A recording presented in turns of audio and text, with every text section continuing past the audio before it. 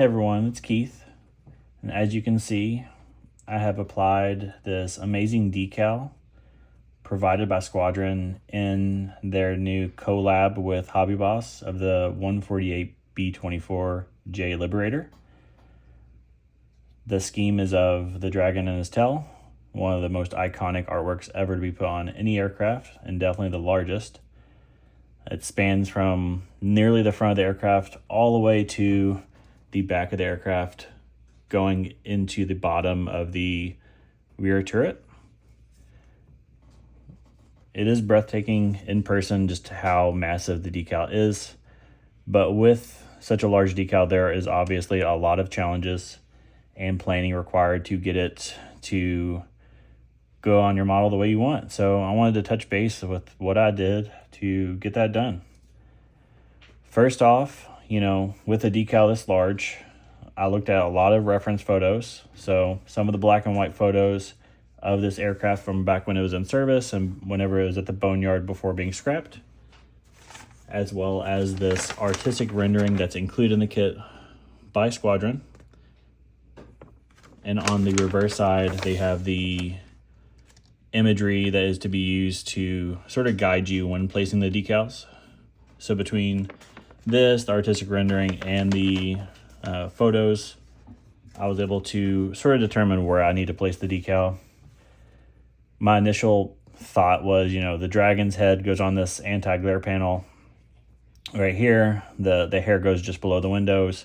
I had noticed in the real photos, plus some of Squadron's references there, that the tip of this hair points right at the window, pretty close to it. The woman's hair is pretty close to this front window, and this third spine in is usually, from what I saw, just below this window, pointing right at it. So that's sort of how I gauged the initial placement of this decal. With that being said, the decal provided by Squadron is in 3 sections. The first section sort of spanning from here to here, the second section spanning from here to here, and the third section spanning from about here all the way back. So it is pretty large sections.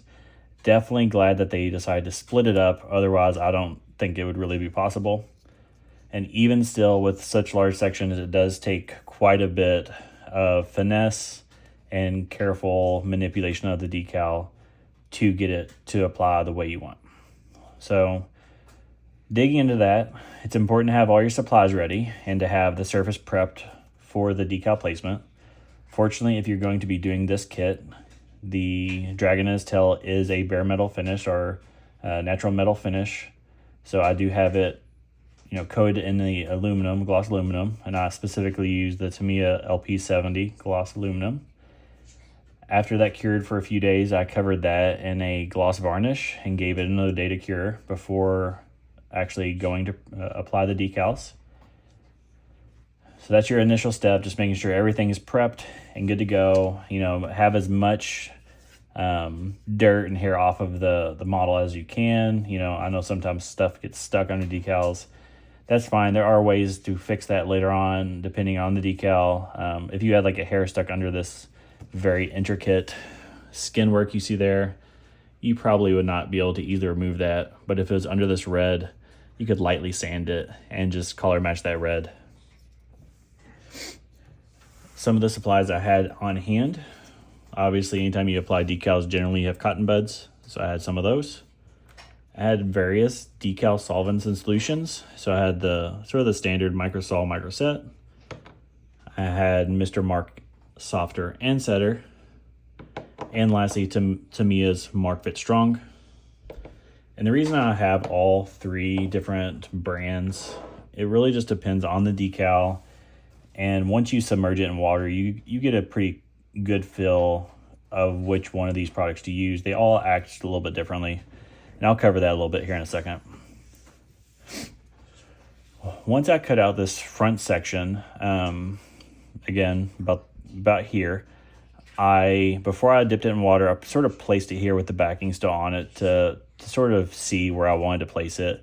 And I think that's important, especially on such a large decal. That way you have like a guide in your brain of, you know, I think it looked good like that when I had the backing on it, and I'll submerge it, and then I'll go after it. So that's what I did. Once I submerged this front section, I could tell almost instantly that this decal was rather thin. And traditionally, you know, that's something that we like as modelers, is thin decals. They hide themselves into the paintwork very nicely, and that's definitely a plus. But at the same time, on a large decal, thin decals tend to be more challenging. And that's because thin decals rip easier, they tear, they get stuck. And that all seemed to be true for this decal as well. So it's good and bad.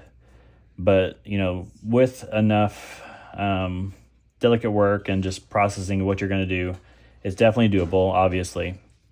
So what I did, I dipped the decal in the water. I saw it start to lift off the backing in about 5 or 6 seconds. And that's how I knew it was a thin decal.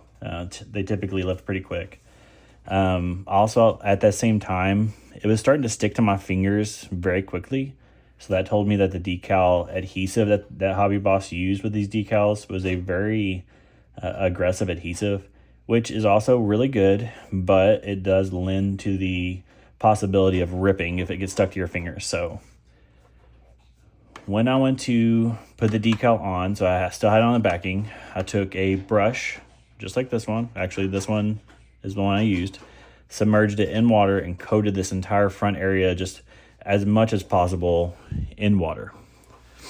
With it completely saturated, I brought the backing with this decal to the aircraft from the top, slid it down, and while I was sliding it down, I could already tell that some of the dragon's hairs up here, as well as the woman's hair around here, and his spikes or hair right here, were starting to already fold.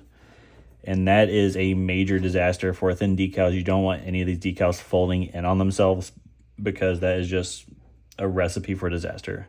If they fold inwards on themselves, you can sometimes, if you catch it quick enough, recover by using like tweezers and going into the back of it and pulling it back around. Or another way to recover is using a paintbrush that's covered in water and going to the backside and sort of working it to where it flips back to the right orientation.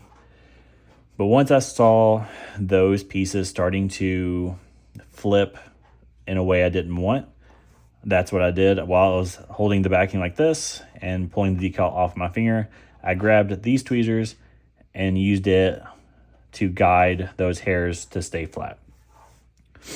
Once I had it in a rough place, I dipped my fingers in the water as well to prevent any kind of like sticking. Again, because the adhesive is quite aggressive and sticky, and I don't want it to stick to my fingers. I got it into the rough place that I saw in the imagery I looked at with the reference photos. And that was sort of the initial phase of getting this decal on. This red section here is actually provided by Squadron a little bit longer than this. So you see right here where it ends before this window. It actually, from Squadron, goes to maybe like another like 2 inches over here. And they purposely did that. So whenever you are manipulating this decal, maybe during this process, it's stuck and you're like, I don't know, 4 millimeters this way. Well, since they have this extra red section, you can cut that, or vice versa. If you're 4 millimeters the other way, you can cut it. And no matter which area you've placed this decal in, this will still look proper. So that gives you a little bit of wiggle room. Sort of similar up and down. If you look at the reference photos, it's hard to exactly tell how it goes into this area. So, just the best of your ability. And then, from then on, you just sort of map it and figure out how it's going to go. Once I got the decal, adhered to the surface, it was then time to proceed with like my solvents. And again, at the beginning, I discussed how there's 3 different options in my stash, at least, of products to use. I have the Mr. Mark Softer Setter, the Microsol Micro Set, and then lastly, the Tamiya Mark Fit Strong. And I like to determine which one to use based on the characteristics of the decal, the size of the decal, and where the decal is going. Due to how thin this decal was and how large it is, I knew I wanted something that is a little bit less aggressive, and that narrowed my choice down really to the Mark Fit Strong by Tamiya. it is, even though it's claimed to be strong, there is a stronger version of it, but it's a lot weaker than the other agents I have. So like Mr. Mark Softer, for example, it runs a really high risk on large decals of creating wrinkles that can really run away from you, and they're hard to really roll out with a cotton bud. Where the Mark Fit Strong, since it's weaker, you have a lot more working time. So that's why I chose to use it. And on this front section, I applied it, let it soak itself in. That's generally what they recommend. You let it soak in till it's gone. Then I went over with a cotton bud that I had, dampened in water. Did like the normal process of just sort of rolling it out and getting all the air bubbles and water pockets out. And once I had it placed, I didn't really keep applying the solvent to it yet. I wanted to get everything sort of on the aircraft first. So once the front section was done, I moved on to the midsection, which was definitely the easiest section of the decal. Again, it only spans from about right here to here. The only thing you really need to watch out for with this midsection is making sure where it ends gives you the right connection point for the tail. And what I mean by that is the tail from the reference photos, I saw apex just slightly above this window, in between the window and the waist gunner section. So just make sure wherever you place this midsection that it will give you the right angle of attack to attach the tail, the end of the tail. So it was down pretty easily. And once it was down, it was time to move on to the rear tail section, which was by far the hardest section to do. A few reasons for that. Reason number one is pretty obvious. There's an open window there. And open windows and any kind of open areas are sometimes challenging to apply a decal over because decals like to fall into them and sag. Another reason that this area is so challenging is because if you can see it there's a raised part. I'm not exactly sure what that does on the real aircraft. I assume it's something to do with like shrapnel protection or wind barrier. I don't really know. Feel free to leave a comment if you do know.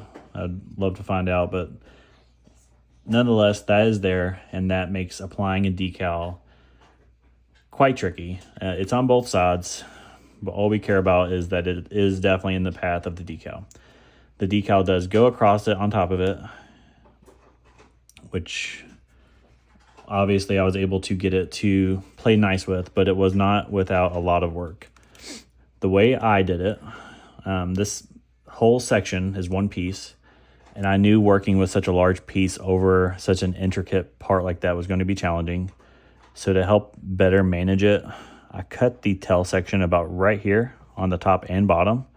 Got those out of the way. I did not have them submerged in water or anything yet. I just knew I did not want to handle such a large section and this window and that raised bit all at once.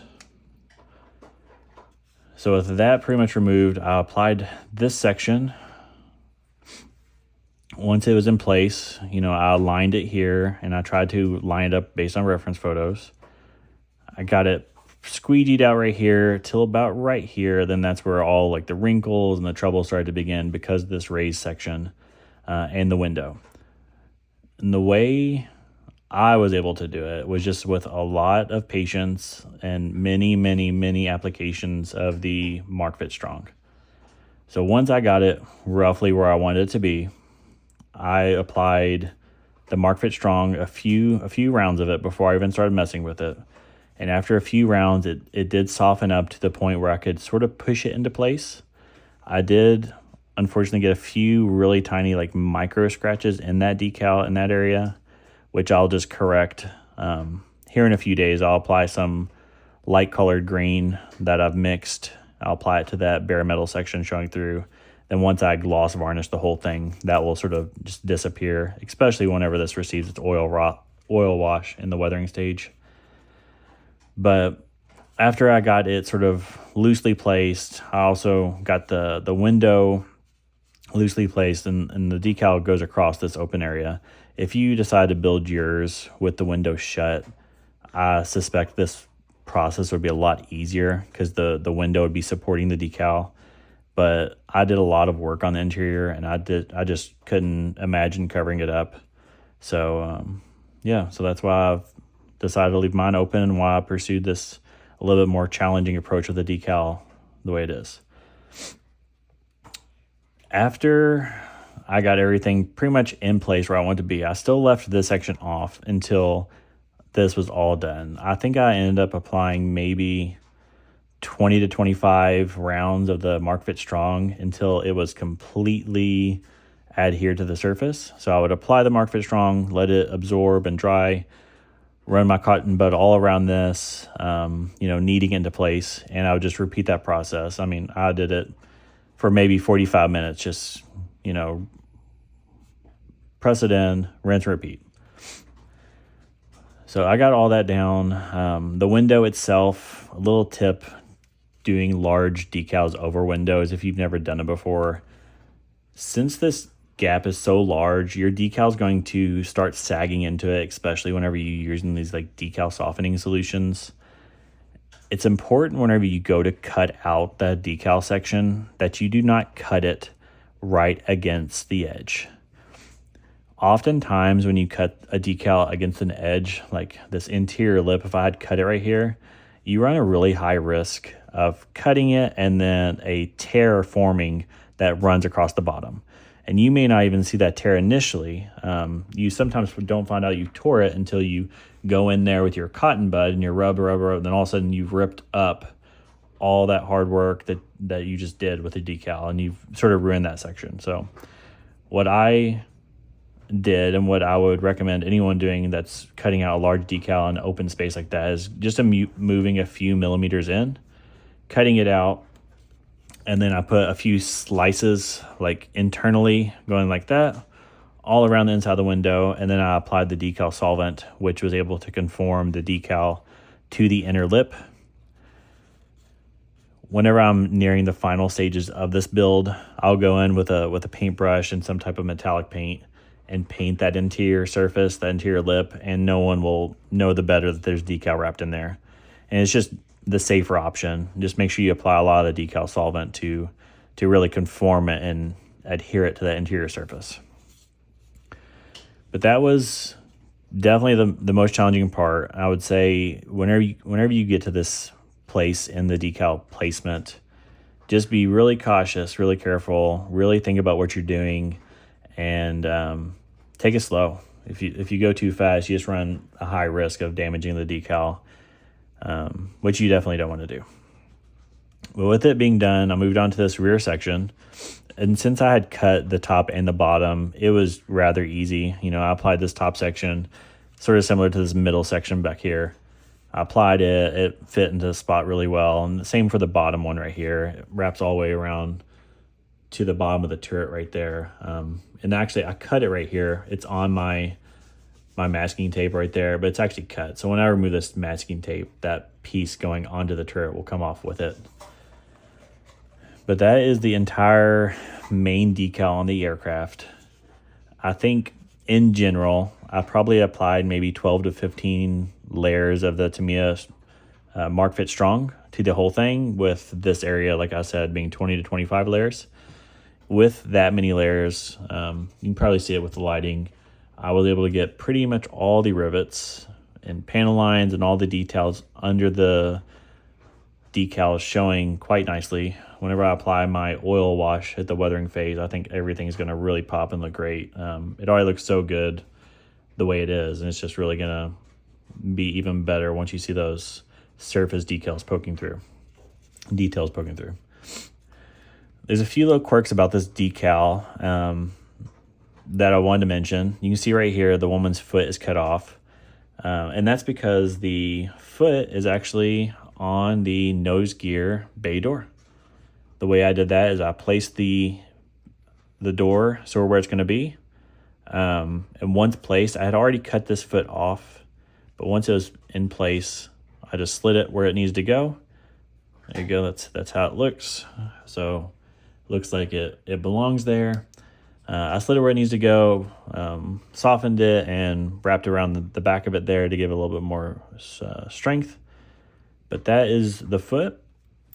Then another quirk about this specific artwork, the artist that designed it, I suspect just wanted the artwork to be showing through no matter how the bomb bay doors were manipulated. So with the bomb bay doors closed, this is sort of how the artwork is. So you have the main body of the dragon, and then on the bottom, you have just this separate tail section. With the bomb bay doors closed, it looks a little funny until you see the bomb bay doors open. And then now you can see what the artist's intent was. With the bomb bay doors open, you have the entire dragon still visible, and it's not covered by just some metal door. So it's the same for the rear section. Whenever it's shut, it just looks like a piece of the dragon tail down there. And when it's open, it slides perfectly into place and gives you that continuous nose art, which I think is a really nice touch by the artist. And I'm glad that Squadron decided to include those pieces in here to do that. The way that this came, this particular decal, is it was pretty much just this section from here to here. And the way I applied it is I put some sticky tack behind these panels. So I had both of them on here, sticky tacked to the aircraft, in which while you're doing that, if that's what if you decide to do it that way, you need to make sure that the sticky tack is not touching any of the decal you had just applied, or you may accidentally rip it up. So I had the sticky tack like here, here, here, just know where there was decal. And with the sticky tack there, I ran the decal across, figured out where it goes. Then once I had it back off the aircraft, I was able to cut it and form it around the edges to give it the look that it has. Again, this slides right here into the grooves, and it looks great. But that is the entire decal for this B-24J Dragon in his tail. Definitely, if you decide to pick up this kit, it is an amazing kit. I've had a lot of fun with it so far. The interior is a lot of work, but definitely rewarding once you get it all built up. And honestly, how can you beat nose art like that, So it's always an aircraft that I've admired. Whenever I was approached about building this kit, I was asked if there was any bomber I'd ever be interested in building, and I specifically said, the B-24 Dragon in his tail, that's the highest on my list, and that's what it turned out to be. So here I am, and I'm pretty happy with how it looks. If any of y'all pick up the kit and have any questions or concerns or want to know exactly how I did anything on the kit or the decal, please feel free to reach out to me. I'd be more than happy to walk you through some of my processes. Anyways, take care, guys.